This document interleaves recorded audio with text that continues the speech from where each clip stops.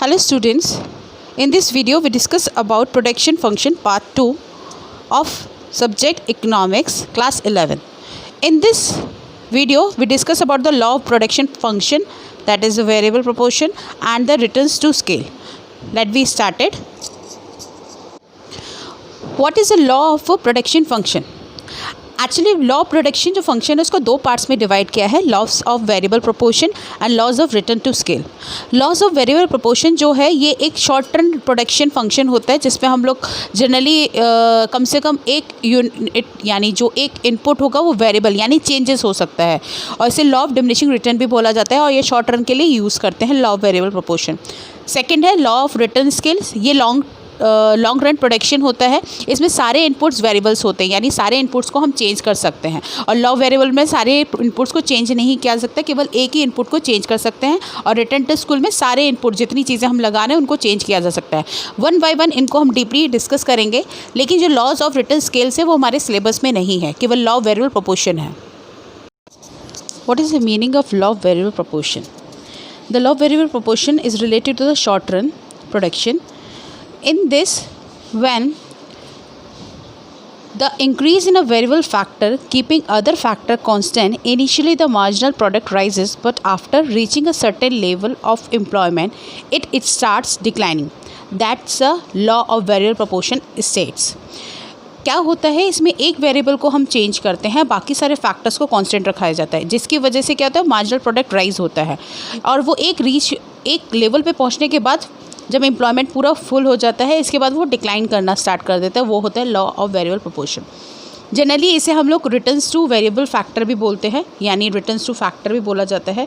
तो इसमें हमेशा बस ये याद रखना है कि जितने भी फैक्टर्स होंगे वो कांस्टेंट होंगे, केवल एक ही वेरिएबल चेंज होगा. अब एक वेरिएबल में हमने जैसे लेबर्स को चेंज कर रहे हैं, और बाकी जितने भी कांस्टेंट है, कैपिटल है, आपका रॉ मटेरियल, ये सब कुछ हम लोग इसमें कांस्टेंट रखेंगे. तो लेबर यहाँ पर होमोजीनियस होती है, चेंज हो सकती है इक्वली. तो ये लॉ ऑफ वेरिएबल प्रोपोर्शन होता है. इसके अजम्पशन है लो के इसमें जितने भी फैक्टर्स है वो कांस्टेंट होने चाहिए, चाहे वो टेक्निक्स हो, और जितने भी यूनिट्स हम बना रहे हैं वो एफिशिएंट मैनर में बनी हो. जितनी प्रोडक्शन हम कर रहे हैं फैक्टर्स का फुली सब्स्टिट्यूटेड नहीं होते हैं एक दूसरे के, तो प्रॉपर यूटिलाइज होने चाहिए. इनपुट के प्राइसेस गिवन होंगे, उसी पे काम करना चाहिए. जो भी हम इनपुट्स की क्वांटिटी बना रहे हैं वो फिक्स्ड होनी चाहिए. तो ये इसके अजम्पशंस हैं. ग्राफिकली भी आपको चीज़ें शो कर रही हैं कि जब टीपी हमारा इनिशियली स्टार्ट हो रहा है, एक लेवल पे जाके इंक्रीज़ होता है, देन डिक्लाइन हो रहा है. सेम एमपी भी एक लेवल पे जाके इंक्रीज़ होने के बाद डिक्लाइन हो रहा है. तो टीपी जब मैक्सिमम होता है एमपी 0 होता है. इसको बाय शेड्यूल हम नेक्स्ट स्लाइड पे देखते हैं. देखिए शेड्यूल में यहाँ पर आपको लेबर्स दिखाई दे रही है, लेबर चेंज हो रही है 1 2 3 4 5 6 7.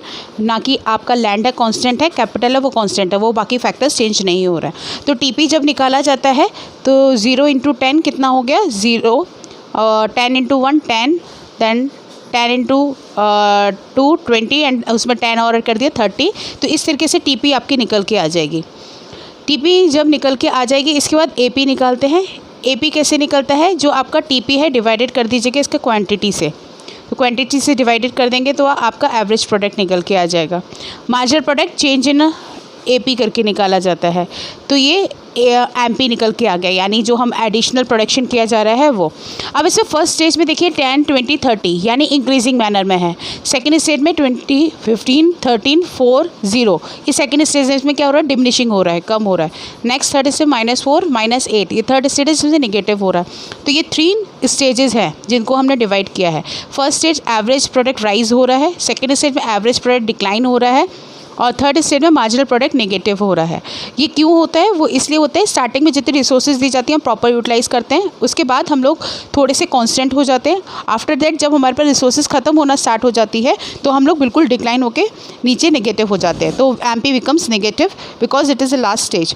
और यहाँ पर लेबर्स वगैरह सब अपनी एफिशिएंसी को एक पूरी तरीके से ख़त्म हो जाती है, डिक्लाइन हो जाती है. तो ये 3 स्टेजेस होती हैं इस लॉ में. देखते हैं हम लोग स्टेजेस में से फर्स्ट स्टेज है, इसमें इंक्रीजिंग रिटर्न रहता है.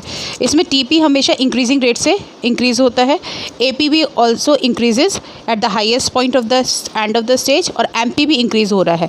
तो जनरली यहाँ पर तीनों चीज़ बहुत अच्छे से इंक्रीज हो रही है, बट जो एमपी इंक्रीज हो रहा है वो ग्रेटर देन एपी है. सेकेंड स्टेज में डिमिनिशिंग रिटर्न बोलते हैं, इसमें टीपी इंक्रीज़ होता है लेकिन डिमिनिशिंग रेट, यानी कम रेट से इंक्रीज़ हो रहा है, ज़्यादा लेवल से इंक्रीज़ नहीं हो रहा है। एपी और एमपी डिक्रीज़ होना स्टार्ट हो जाते हैं यहाँ पे पॉजिटिवली वे में, और MP becomes zero when TP is maximum. Second stage में एमपी ज़ीरो हो जाता है जब टीपी मैक्सिमम हो जाता है, और एमपी इसमें लेस देन रहता है एपी से, यानी नीचे आ जाता है। थर्ड स्टेज होता है नेगेटिव रिटर्न, टीपी डिक्रीज़ हो जाता है, टीपी का स्लोप्स डाउनवर्ड की तरफ आ जाता है, और टीपी डिक्रीज़ होते ही एमपी नेगेटिव हो जाता है, और एपी भी डिक्रीजिंग हो जाता है बट पॉजिटिव रहता है।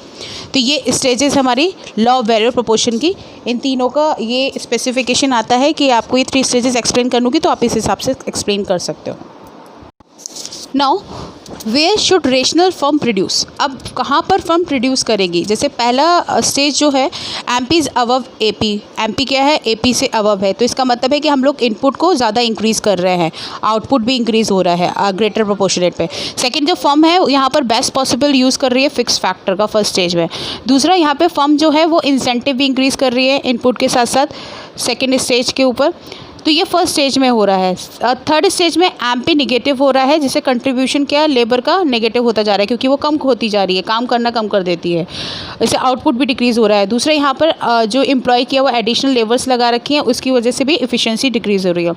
सेकंड में एमपी ब्लो है एपी के, इससे मतलब इंक्रीज़ इनपुट हम ज़्यादा लगा रहे हैं, आउटपुट भी इंक्रीज़ हो रहा है लेकिन लेसर प्रोपोर्शन में हो रहा है। तो यहाँ पे जो प्रोड्यूसर है, जो फर्म है, वो सेकेंड स्टेज में प्रोड्यूस करेगी। क्यों? क्योंकि यहाँ पर अच्छे से ऑपरेट कर सकती है सेकंड में, और यहाँ पर प्रोडक्ट कर्व्स भी बहुत अच्छे से डिटरमाइन नहीं हो पाते हैं, यहाँ पर पूरी इन्फॉर्मेशन कॉस्ट और प्राइजेस की हमें मिल जाती है। तो सेकंड स्टेज प्रोड्यूसर के लिए बेस्ट है, फर्म के लिए बेस्ट है, जहाँ पर वो प्रोडक्शन को कर सकती है। इसलिए सेकंड स्टेज में वो स्टैग्नेंट हो सकती है, रेशनल हो सकती है, और अपने प्रोडक्शन को इंक्रीज़ करने के पूरे चांसेस रहते हैं इसमें। Now second is a laws of return to scale. In this, it is related to the long run production function. When the inputs are changed in the same proportion, that we call law of return to scale.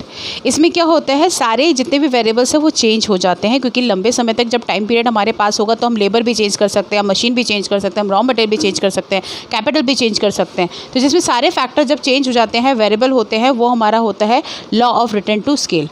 Production function will all factors of production are variables. Show the input-output relation in the long run with all inputs are variable. So there is a relationship between changes of output and the proportion change in the all factors of production.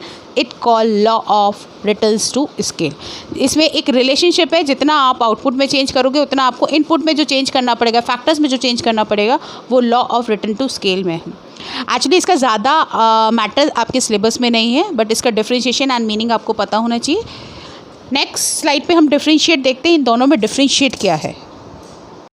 The main differences between return to variable factor and return to scale. See, return to variable factor is related to the short run production and return to scale is related to the long run production. In return to variable factor, only the quantities of variable factors varied, but in a return to scale, all factors of inputs are varied in some factors on proportion. Variable factors जो change होते हैं factor production, जैसे 1 एकड़ 1 labour employed की गई है तो यहाँ पर 1:1 रेशियो रहेगा. अब इसमें 1 यूनिट लेबर को और बढ़ा दूँ 1:2 हो जाएगा. बट जो रिटर्न टू स्केल में होता है 1:2 नहीं होता है, यहाँ पर चेंजेस होते रहते हैं. 1:2 कैपिटल पे चेंज 4 यूनिट्स बढ़ा दी, तो इस तरीके से यहाँ पर लेबर बढ़ाना, रॉ मटेरियल बढ़ाना, कैपिटल के रेशियो यहाँ पर चेंजेस होते रहते हैं. रिटर्न टू वेरिएबल फैक्टर्स में कोई चेंज नहीं होता प्रोडक्शन में, बिकॉज यहाँ पर हम लोग फैक्टर्स इनपुट्स को ज़्यादा चेंज नहीं करते. बट रिटर्न टू स्केल में प्रोडक्शन का स्केल चेंज हो जाता है, क्योंकि हम फैक्टर्स ऑफ इनपुट्स को चेंज करते रहते हैं.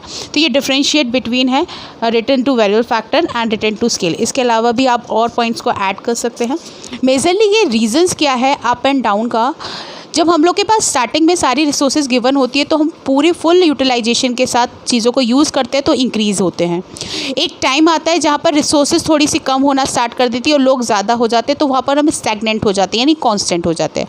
जब एक टाइम ऐसा आता है कि रिसोर्सेज ख़त्म होना स्टार्ट कर जाती है तो उस समय में हम लोग क्या हो जाते हैं, निगेटिव हो जाते हैं, यानी डिमिनिशिंग होना स्टार्ट कर देते हैं, डिक्रीज़ होना स्टार्ट कर देते हैं.